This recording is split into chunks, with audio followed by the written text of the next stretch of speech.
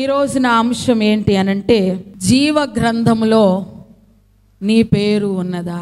ప్రకటన గ్రంథము 21వ అధ్యాయము 27వ వచనము చదువుకుందాం. గొర్రెపిల్ల యొక్క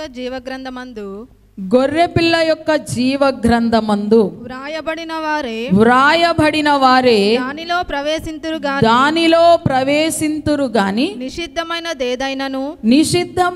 ఏదైనను అసహ్యమైన దానిని అబద్ధమైన దానిని జరిగించువాడైనను దానిలోనికి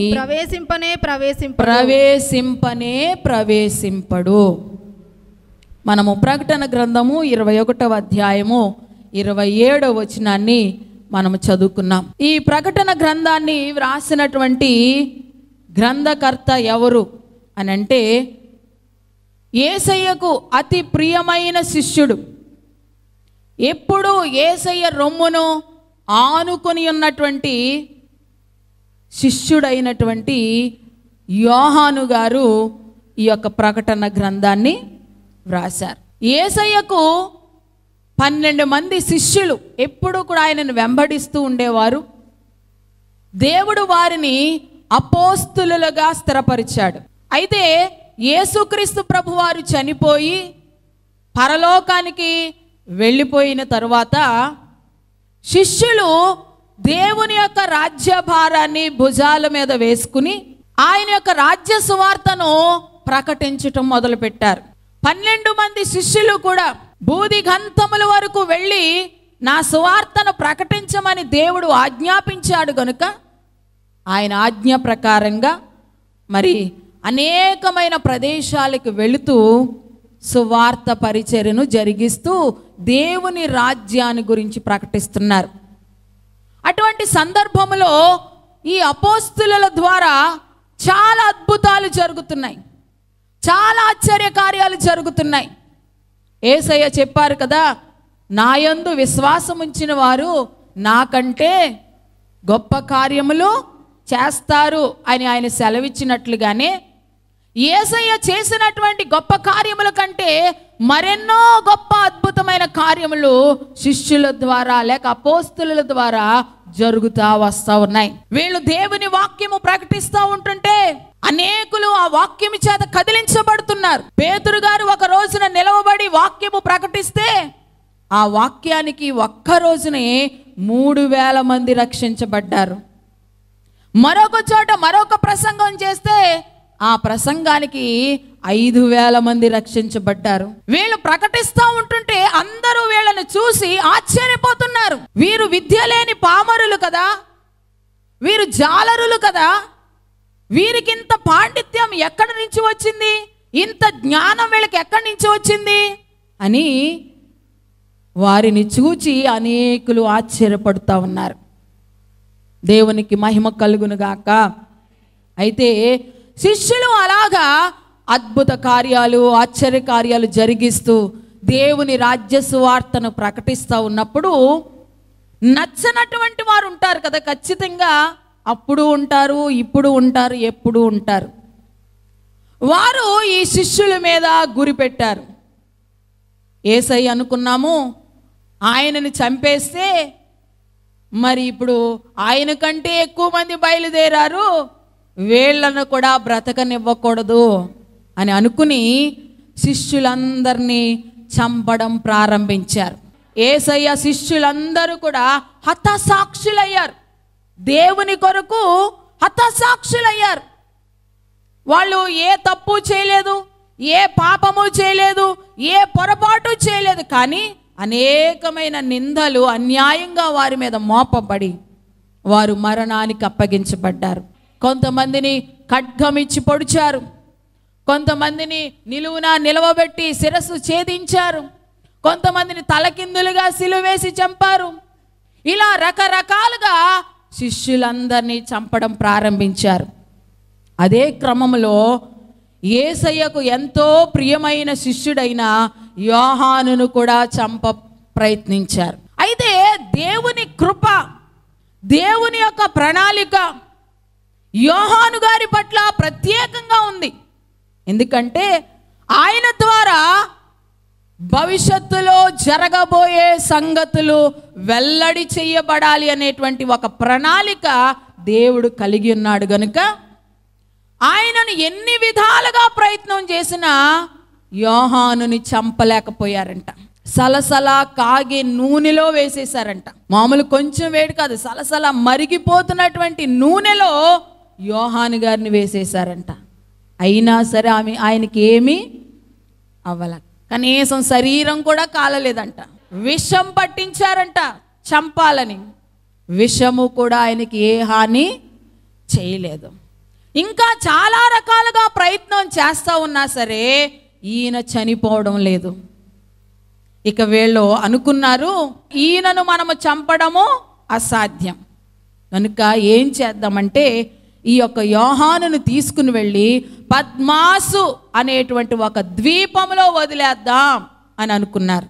యోహాను గారిని తీసుకుని, ద్వీపం అంటే సముద్రం మధ్యలో ఉంటుంది, అదొక చిన్న ద్వీపం, చెట్లు, పురుగులు, పాములు, జంతువులు తప్ప జనసంచారం అక్కడ ఉండదు గనుక అటువంటి ప్రదేశంలో అతన్ని వదిలేస్తే ఆహారం లేక ఏ జంతువు తినేసి ఏ పాము కరిచి మొత్తానికి అలాగ చనిపోతాడులే అని ఆయనను ఏం చేశారు, తీసుకుని వెళ్ళి పద్మాసు ద్వీపంలో వదిలిపెట్టేసి వచ్చేశారు. ఒంటరిగా ఉన్నాడు ఆ ద్వీపంలో, ఎవ్వరు తోడు లేరు. దేవునికి మహిమ కలుగును గాక. అటువంటి సందర్భంలో మనం ఉంటే ఏం చేస్తాం? భయంగా బిక్కుమంట అటు ఇటు దిక్కులు చూస్తూ ఏడుస్తూ కూర్చుంటాం. ఏడుపు తప్ప ఇంకేమీ రాదు మనకి. చిన్న తలపోటు, చిన్న శరీరానికి కొంచెం బాధ కలిగితేనే వచ్చేస్తూ ఉంటాయి మనకి కన్నీళ్ళు, ఇంకా ఆపలేం. అటువంటిది ఎవ్వరు లేని స్థలంలో తీసుకెళ్ళి వదిలేసి వచ్చేస్తే ఎలా ఉంటుంది? ఇక ఏడుపు తప్ప మనకేమీ ఉండదు, ఆందోళన, భయం, కలవరం. కానీ యోహాను గారు ఏం చేశారో తెలుసా? ఆ సమయంలో దేవుని దినం వచ్చిందంట, ప్రభు దినమందు వచ్చిందంట. ఆ ప్రభు దినమందు ఆయన కూర్చుని ప్రార్థన చేసుకోవడం మొదలుపెట్టాడు. ఎప్పుడైతే ఆయన అలాగా ఒంటరిగా ఉండి ఆ ద్వీపంలో ప్రార్థన చేయడం ప్రారంభించారో ఆయన ఆత్మవశుడైపోయాడంట. పరిశుద్ధాత్మ వశములోనికి వెళ్ళిపోయారు. దేవునికి మహిమ కలుగును గాక.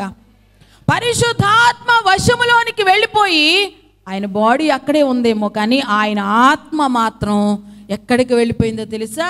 పరలోకములోనికి వెళ్ళిపోయింది. పరలోకములోనికి వెళ్ళారు. పరలోకములోనికి వెళ్ళిన తర్వాత ఒక దేవదూత ఆయనను పరలోకమంతా కూడా నడిపిస్తూ అనేకమైన విషయాలు చూపిస్తూ, ఇక్కడ ఇలా ఉంటుంది, అలా ఉంటుంది, ఇవి జరగబోతున్నాయి, అవి జరగబోతున్నాయని అనేకమైన విషయాలు ఆయనకు బయలుపరచబడ్డాయి.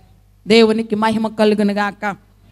ఈ ప్రకటన గ్రంథము ఏ గ్రంథము అనంటే భవిష్యత్తులో జరగబోయే సంగతులన్నీ కూడా, చివరి దినాలలో, అంత్య దినాలలో జరగబోయే సంగతులన్నీ కూడా ఈ ప్రకటన గ్రంథంలో వ్రాయబడి ఉన్నాయి. ఇందులో వ్రాయబడిన ఈ సంగతులన్నీ కూడా దేవుడు యోహాను గారికి బయలుపరిచాడు. ఆయన చూస్తా ఉన్నాడంట. హల్లెలూయా. ఆయన చూస్తూ అవన్నీ కూడా తీసుకుని వచ్చి ఒక గ్రంథంలో వ్రాసి మన చేతుల్లోనికి వచ్చింది. ఇప్పుడు దేవునికి మహిమ కలుగును గాక. ఆమేన్. చాలా విషయాలు రాశారు మనకి. మొదటిగా 7 సంఘాల గురించినటువంటి విషయాలు కనబడతాయి.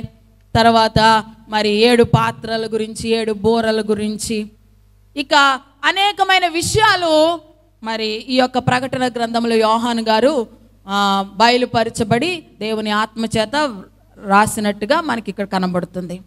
అయితే ఈరోజు మనం చదువుకున్నటువంటి వాక్య భాగము కూడా అపోస్తలుడైనటువంటి యోహాను గారే, యేసయ్య ప్రియమైన శిష్యుడైన యోహాను గారే ఈ మాటలు కూడా వ్రాసారు. ఆయన ఏమని వ్రాసారు అనంటే ఇక్కడ ఇప్పుడు మనము చదువుదాం చూడండి. గొర్రె పిల్ల యొక్క జీవ గ్రంథమందు వ్రాయబడిన వారే దానిలో ప్రవేశింతురు గాని నిషిద్ధమైనదేదైనను అసహ్యమైన దానిని అబద్ధమైన దానిని జరిగించువాడైనను దానిలోనికి ప్రవేశింపడు. హల్లెలూయా.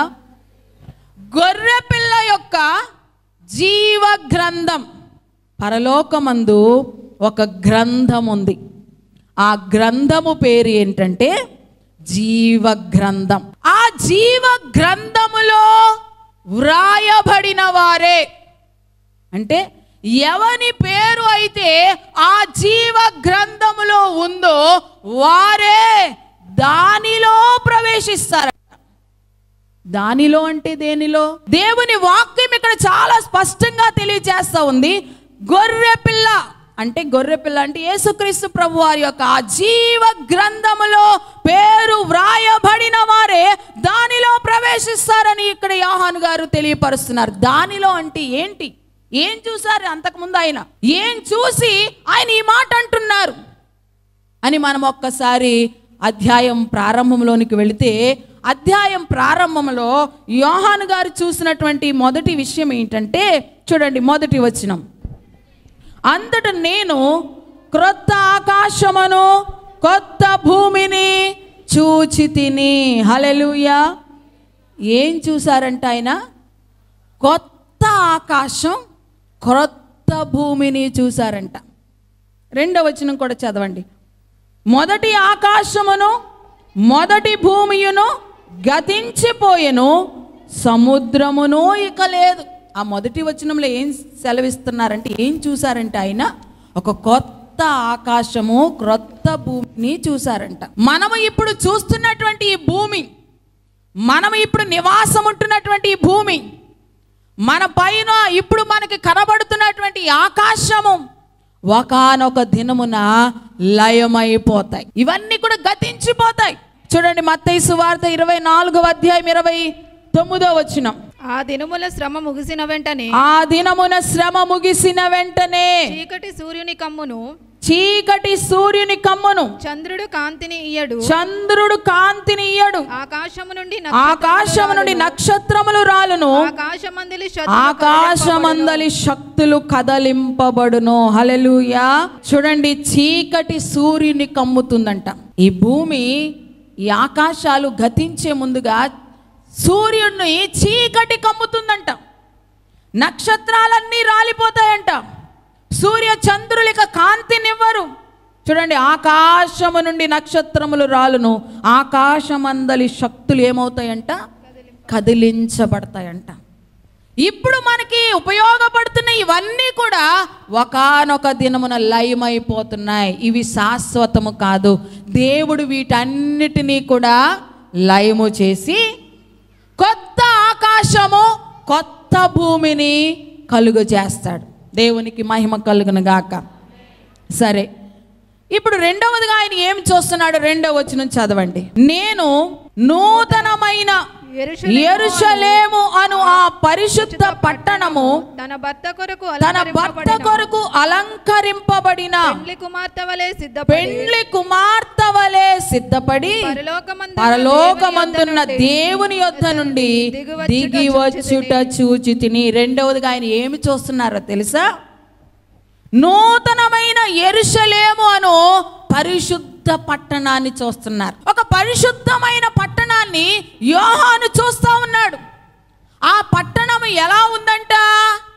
పెండ్లి కుమార్తె ఎలాగైతే తన భర్త కొరకు అలంకరింపబడుతుందో అలాగా అలంకరింపబడి ఉందంట. దేవునికి మహిమ కలుగును గాక.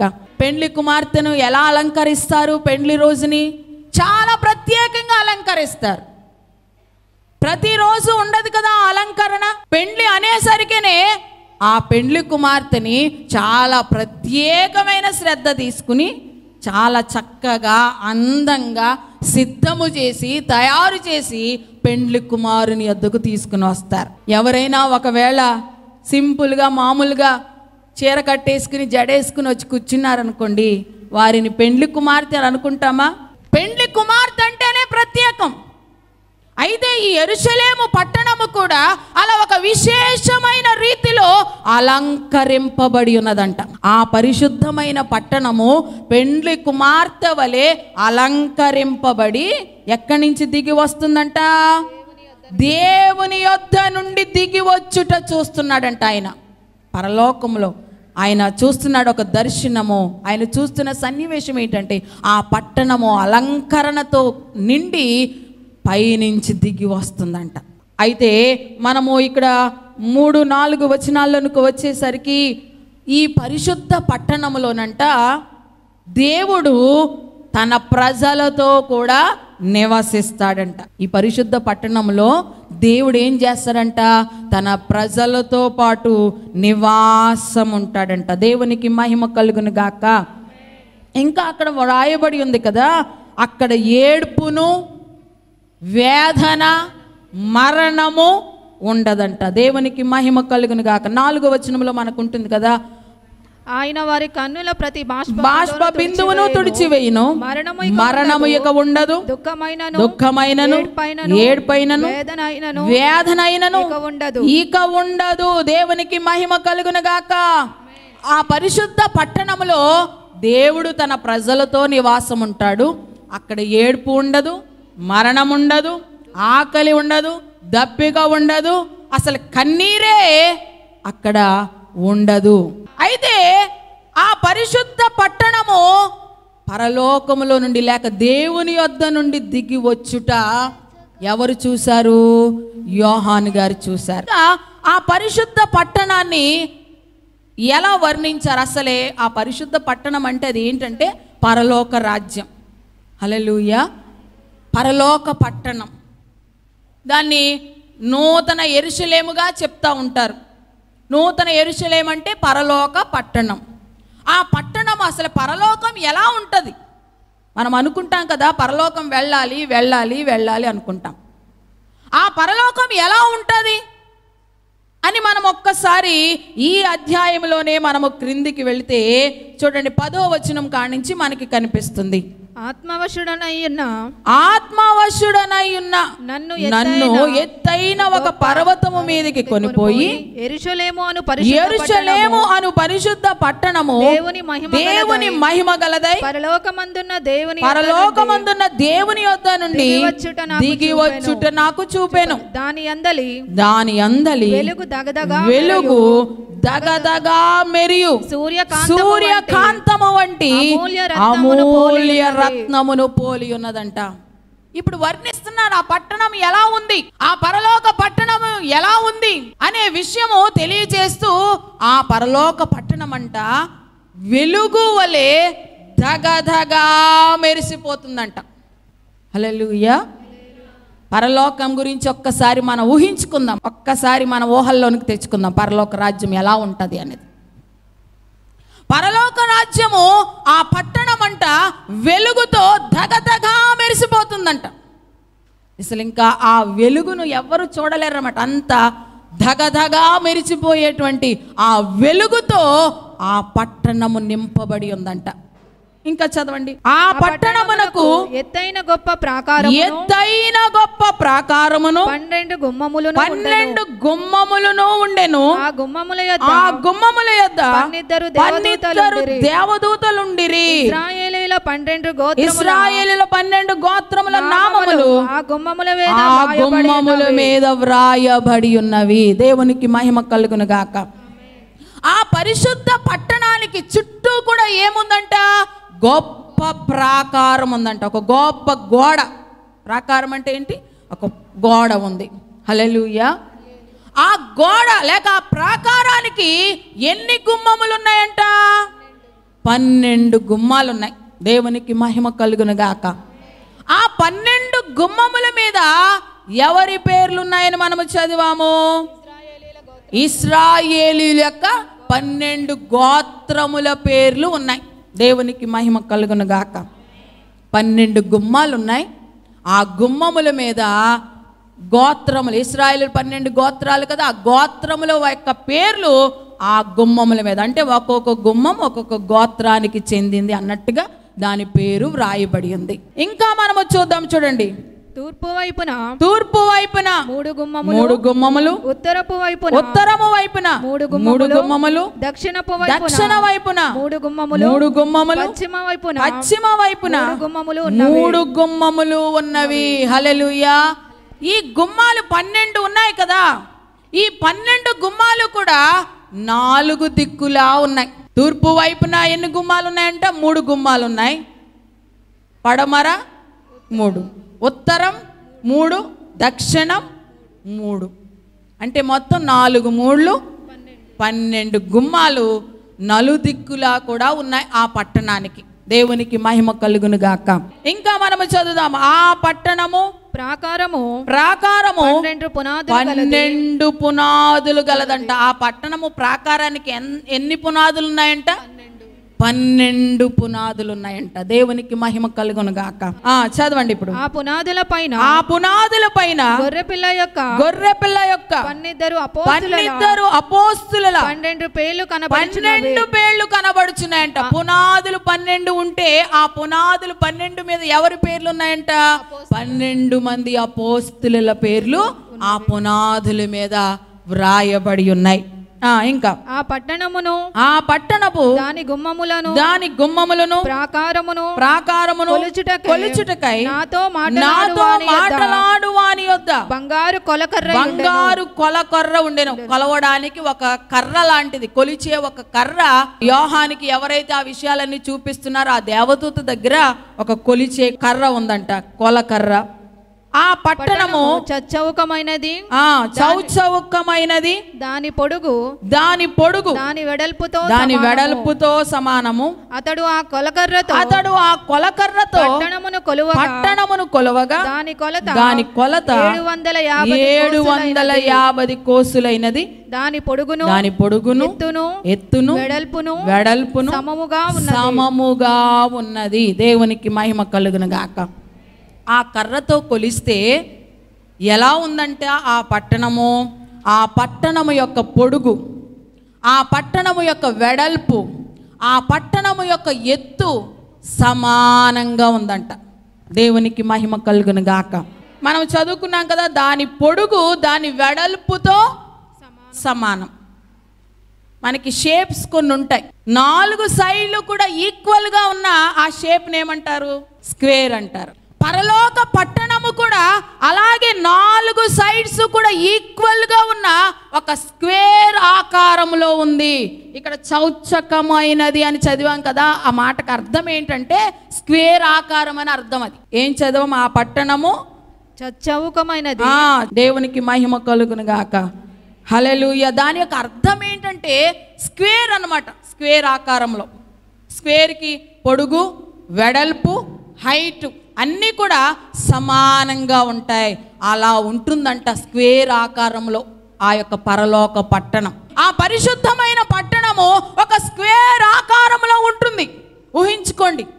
ఆ స్క్వేర్ ఆకారానికి 4 దిక్కులు ఉంటాయి కదా. 4 దిక్కులా కూడా ఒక్కో పక్క 3 గుమ్మముల చొప్పున 12 గుమ్మములు ఉన్నాయి. ఆ పట్టణము పునాదులు 12 పునాదుల మీద కట్టబడ్డాయి. ఆ పునాదుల మీద అపోస్తుల పేర్లు ఉన్నాయి. దేవునికి మహిమ కలుగును గాక. 18వ వచనము చదువుదాం.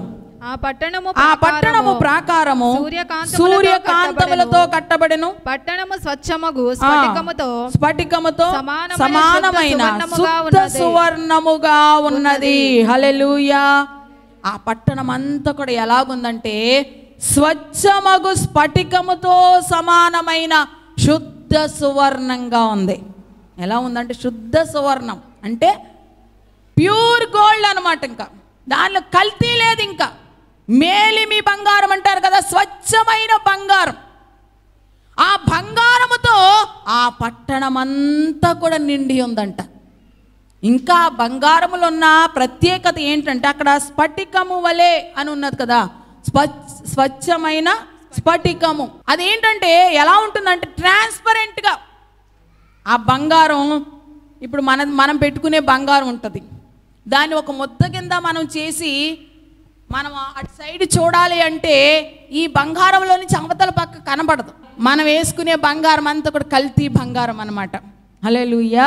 కానీ పరలోకంలో ఉన్న బంగారం ఎటువంటిదంటే గాజులాగా, స్ఫటికం అంటే గాజులాగా, మనం యువతల నుంచి చూస్తే అవతలకి కనబడేటంట ట్రాన్స్పరెంట్గా ఉంటుంది అనమాట, చూడగలం. అటువంటి బంగారముతో ఆ యొక్క పరలోక పట్టణం అంతా కూడా నింపబడి ఉంది, కట్టబడి ఉన్నది. దేవునికి మహిమ కలుగును గాక. అయితే ఇంకా పునాదులు 12 పునాదులు అని చెప్పాం కదా, 12 పునాదులు కూడా మరి 12 రాళ్లతో కట్టబడినట్టుగా మనం అక్కడ చదువుతున్నాం. రత్నాలు ఉన్నాయి అక్కడ, 12 ముత్యాలు, గుమ్మములేమో ముత్యాలతో చేయబడ్డాయంట, పునాదులేమో రత్నములతో పొదగబడ్డాయంట. దేవునికి మహిమ కలుగును గాక. అసలు రత్నాల పేర్లు మనము చదివితే మనం ఎప్పుడు కూడా వినుండమేమో 12 రత్నాల పేర్లు. చదువుదామా ఒక్కసారి? మొదటి పునాది సూర్యకాంతపు రాయి, రెండవది నీలము, మూడవది యమునా రాయి, నాలుగవది పచ్చ, ఐదవది వైడూర్యము, ఆరవది కెంపు, ఏడవది సువర్ణ రత్నము, ఎనిమిదవది గోమేదికము, తొమ్మిదవది పుష్యరాగము, సువర్ణల సునీయము, పదకొండవది పద్మరాగము, పన్నెండవది సుగంధం అంట. 12 రత్నాలు ఇక్కడ పరలోక రాజ్యము. ఆ యొక్క పునాదులన్నీ కూడా ఈ రత్నాలతో ఏం చేయబడ్డాయంట? పొదగబడి ఉన్నాయి. దేవునికి మహిమ కలుగును గాక. ముందుగానే మనం చెప్పుకున్నాం కదా, ఆ పట్టణం ఎలా అలంకరింపబడిందంట? పెండ్లి కుమార్తె వలె అలంకరింపబడింది. దేవునికి మహిమ కలుగును గాక. పెండ్లి కుమార్తెకి ఎక్కడ లేని బంగారం అంతా వేసేస్తాం ఆ రోజున. హల్లెలూయా. చక్కగా రెడీ చేస్తాం. అలాగే ఈ పరలోక పట్టణము కూడా పునాదులు మొదలుకొని పై వరకు కూడా చక్కగా అలంకరింపబడి ఉంది. హల్లెలూయా.